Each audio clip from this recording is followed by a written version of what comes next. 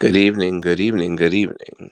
Wherever you are in the world, welcome to the David Starr Experience. And tonight we're going to be talking about Jake Paul versus Mike Tyson. Yes, you heard me correctly. Your ears are not deceiving you. You are not living in a time warp. You did not slip and fall into Steve Urkel's time machine. Mike Tyson, at 58 something years old, is fighting a guy half his age named Jake Paul. A little bit of backstory for those of you who have been living under a rock. Jake Paul is a social media influencer, which is a term that I think is thrown around a lot lately. Anybody can be a social media influencer now. But this guy has a past. Him and his brother, they're the Paul brothers. Logan, I'm not sure which one it was, but one of them found a dead body in what they call the hanging forest in China somewhere, and he pretty much got canceled, but was somehow able to recover. And yeah, Logan went on to become a big mega star in WWE and is doing great now, and is doing, he's doing his thing. He's about the only one out of both these brothers that I can honestly say I got a little bit of respect for, because he's actually gone out there and done the work. But we ain't talking about him. We talk about Jake, his brother. Jake is he calls himself a professional boxer, but I just think it's a big joke. He's had these little boxing matches, these little amateur quote unquote boxing matches with a bunch of celebrities. Uh, Woodley, he had a fight with Anderson Silva, former MMA star.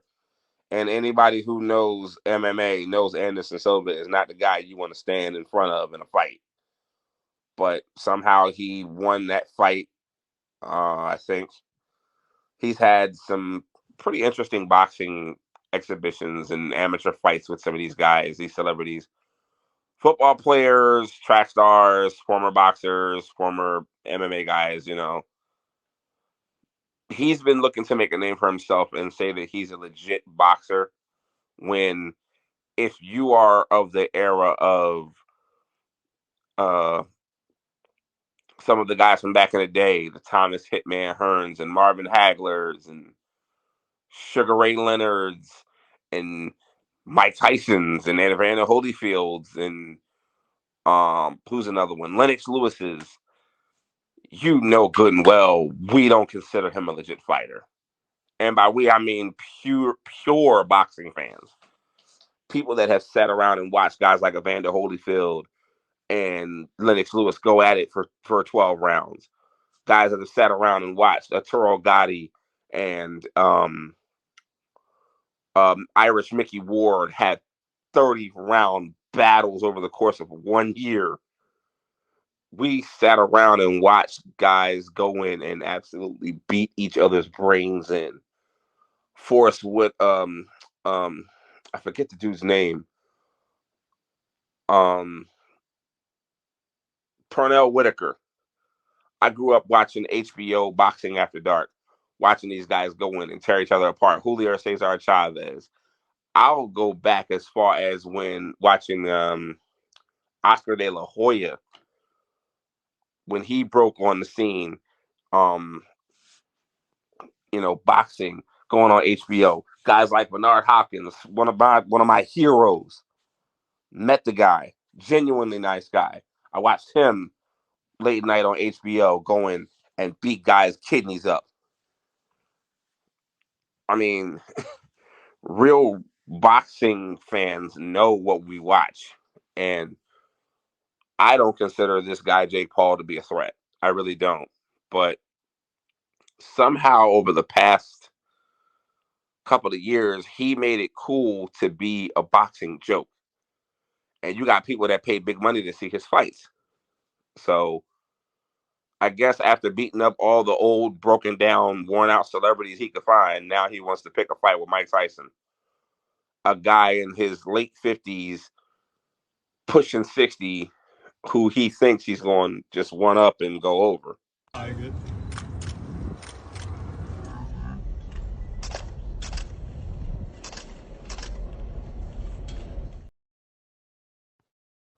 A guy who he thinks he's going to up and just roll over. But that's not really the issue that he's facing. See, here's the problem. Jake Paul doesn't realize he's stepping into the ring with Iron Mike Tyson. Here. And just for, do I have the clip? Let me see if I have the clip. Yeah. Just to show you how big of a joke this Jake Paul kid is. Watch this.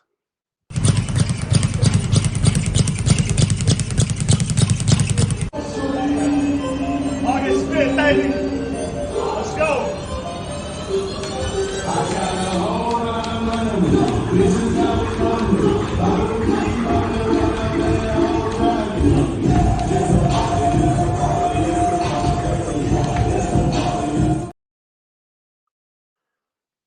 This guy wants to smoke cigarettes and train as if it's a big joke. Ha ha ha. I'm a big boxing guy and I'm going to knock people out. And I'm going to go out there and show the world that I'm a big boxer.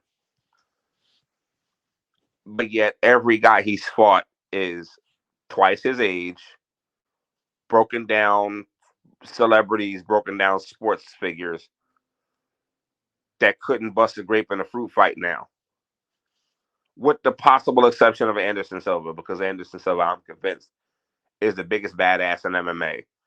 7+ year record, went undefeated for God knows how long, won championships, and was the most dominant UFC fighter, probably besides Chuck Liddell, that anybody has ever seen. But this kid Jake is just a joke. He really thinks in his mind that he can put himself on the level of a Muhammad Ali, of a Bernard Hopkins, of a Floyd Mayweather. He really thinks he can put himself up there with guys who really put their time into the sport and put their life on the line for boxing glory. This guy thinks that he's just the man, not realizing he's stepping into the ring with Mike Tyson. This is a whole nother animal. And full disclosure, yes, there is all these things out there about him fixing fights and paying guys to take a dive and whatnot. Fights not really being legit because the guys get paid to, fall down or, have an injury, whatever. Okay. Putting all that aside,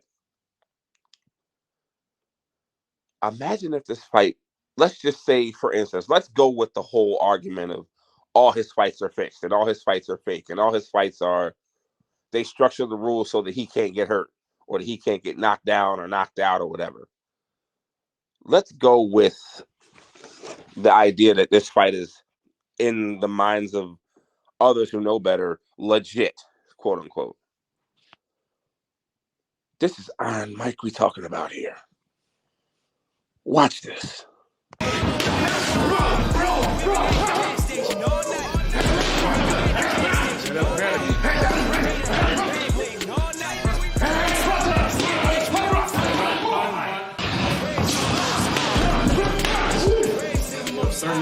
30 seconds.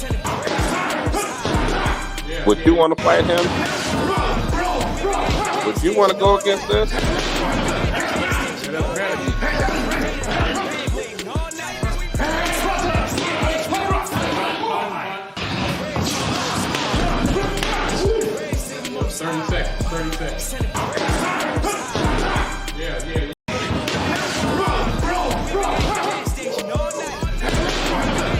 Look at his trainer. His trainer's running for dear life. His trainer is running scared because that man is firing rocket launchers at his head. 30 seconds. that trainer is in fear that he is in mortal danger because there is a two missiles at his forehead.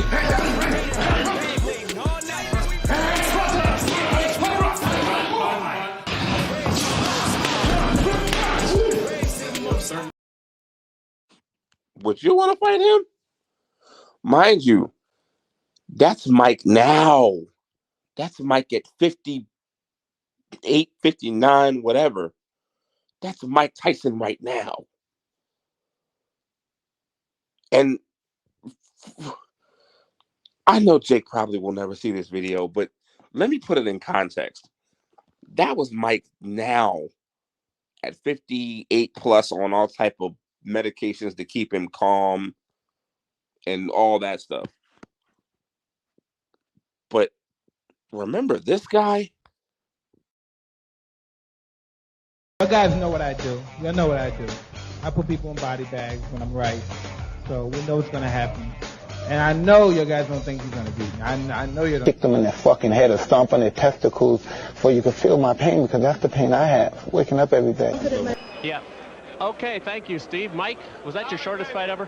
I bear witness there's only one God, and Muhammad's blessings and peace be upon him as his prophet. I dedicate this fight to my brother, Darrell Baum, who died. I'll be there to see you. I love you with all my heart. All praise be to my children. I love you. Oh God, man, what?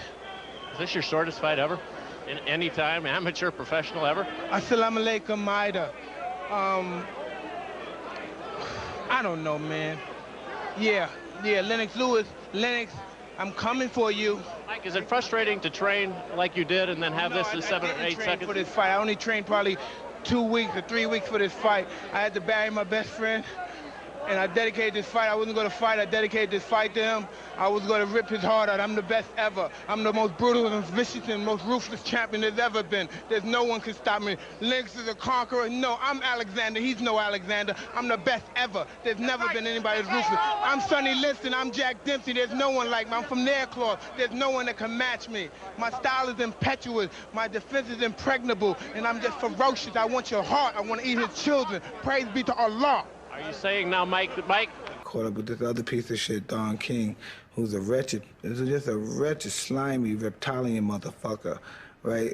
This is supposed to be my brother, my black brother, right? He's just a bad man. He's a real bad man. He abused you, and he would kill his mother for $1.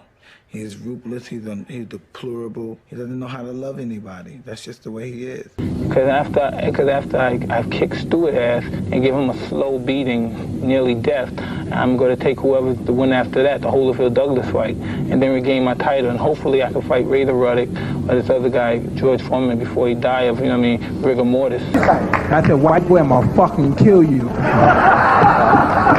Because now I know there's no doubt in my mind that I'm going to take Raider Ruddock out. You know what I mean? It's good that he shows his heart that he's a great fighter and he want to take me. But I guarantee you the slaughter even be more slower. If you're trying to intimidate me in any way whatsoever, don't you know that doesn't work? Didn't you try it the first time? So you don't have to come out here and hack the same ignorance you usually hack all the time. We're going to fight any which way it goes. So just accept that and come in and do the best you can. How dare you talk to me like that? You should get up and kneel to me now, and I'll spare you the night of the 28th. Francois Botha, 6-1 underdog. Are there any concerns on your part? I don't know anything about that. I don't know nothing about numbers. I just know what I can do. How about kill this mother? Okay. How about the 19 months off? What about it? What about it? Does it pose any problem to you? We'll see. I doubt it seriously. You take into the ring a lot of rage. Does that work for you, or does it work against you at times? Who cares? We're in a fight anyway. What does it matter? Well, for example, rage against Evander Holyfield worked against you. Well, it. It's a fight, so whatever happens, happens. Mike, why do you have to talk like that? Well, I'm talking to you the way I want to talk to you. Do you have a problem? Turn off your station. You know what? I think we'll end the discussion right now. Then we could. You got it. Have a nice fight, Mike. fuck off. Well, tell me, what did you think in that first round when he was moving, trying to do an Ali with his This left? the same guy that you want to fight in a main event spectacle? What broke him down? Was it? I know this is not who he is now, but this is the same guy that used to scare TV guys and ring journalists. Would you want to have a fight with this man? You're saying that Biggs was crying when you hit him? Yes. When did that happen? And perhaps the fourth round on. Okay, that's enough. You mean to tell me, in all seriousness, ladies and gentlemen, let's think about this for a minute. You mean to tell me you're going to square up with the most dangerous man that has ever put his hands in a set of boxing gloves? You want to fight him? Okay. You want to fight this? It's day one. The fun just begun.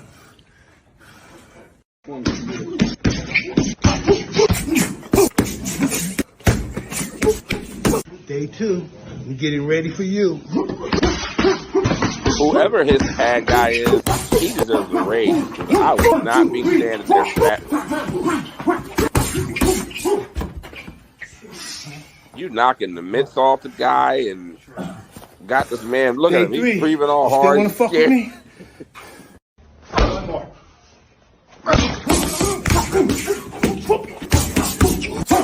The scary part is he's not even throwing it full power. Day four, it was okay, but you don't know what you got in store, baby. You got to face the God of War.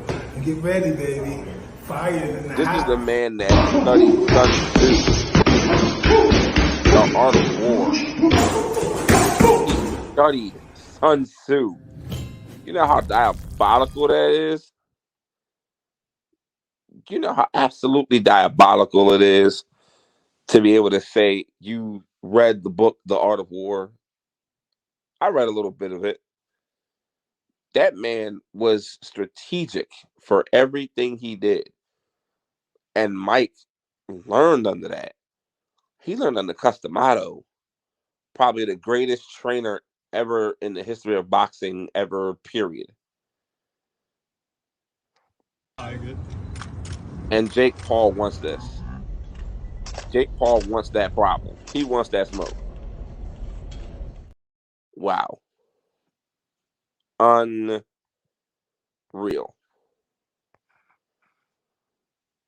But we shall see what happens from here. I'm just going to give my take on it. Okay. Here goes. Jake Paul. All the 200 some odd pounds. I'm expecting this fight, now, mind you, we're talking if this fight is going to be legit and is going to, live up to whatever. Okay. Jake Paul is going to go out there thinking he's badass, and Mike's going to show him really quick that his inside game is just what Jake Paul wasn't ready for. Like it was said, everybody's got a plan till they get punched in the mouth. Everybody's got a plan till they get punched in the mouth. And Jake's going to get hit in the mouth a lot. But what's also going to happen is he's going to get a lot of shots to the body. Mike's going to go inside and try to punish this dude's ribs. And to be honest with you, in all the fights I've seen, I think Jake Paul has probably taken maybe 2 or 3 shots to the head. And he sits there and sticks his tongue out like a little dumbass and wags his tongue like a dog begging for water. Like that stuff's cute. That's cool. That's cool. You could take a punch in the face. I get all that. But what happens when Mike throws one of them haymakers to your body? I remember George Foreman used to be deadly with a body shot. He will drop dudes quick with body shots, testing your rib cage, testing your kidneys. Imagine what's going to happen if Mike Tyson hits Jake Paul with one of them classic body ground-shaking kidney shots. You know what's going to happen to Jake Paul? He's going to fall down on the ground. He's going to convulse, and eventually he's going to bang on the mat because he just knows he just lost. Jake's going to hit the ground and be like, "Oh, I'm done." He's going to tap out. He's going to tap out. All things being equal, this is going to be a quick fight, I think. The only thing that's going to work against Michael is his endurance. And anybody who's smart in the game of boxing is going to train simply for that. Get him past the 5th round, and it might just be over because he's going to run out of steam. Lennox showed us that in his last big fight that he had with Lennox Lewis. Tyson came out strong in the 1st, 2nd round, but after that, it was like he was out of gas. So, yeah, there's that. Tyson's going to go out there and really try to kill this dude in like the first 2 rounds. But after that, I'm kind of hoping they really trained him for endurance. I really hope that Mike doesn't take any of his whatever medications he's on. I hope he doesn't take them for that fight. Because I want him to beat the brakes off this Logan Paul guy. Off this Jake Paul guy. I can't stand Jake Paul. I think Jake Paul is a I don't even want to say that, but Jake's gonna get his hopes and dreams crushed. And I can't wait to see it. And I'm sure you won't either. But that's all I really have for now. I hope you enjoy the video. Like, comment, subscribe to my YouTube channel, The David Starr Experience. And, let's get these views up. I just want to thank y'all for all those that are subscribed to my channel, all those that watched on my last video. I appreciate y'all madly. I really do. One love.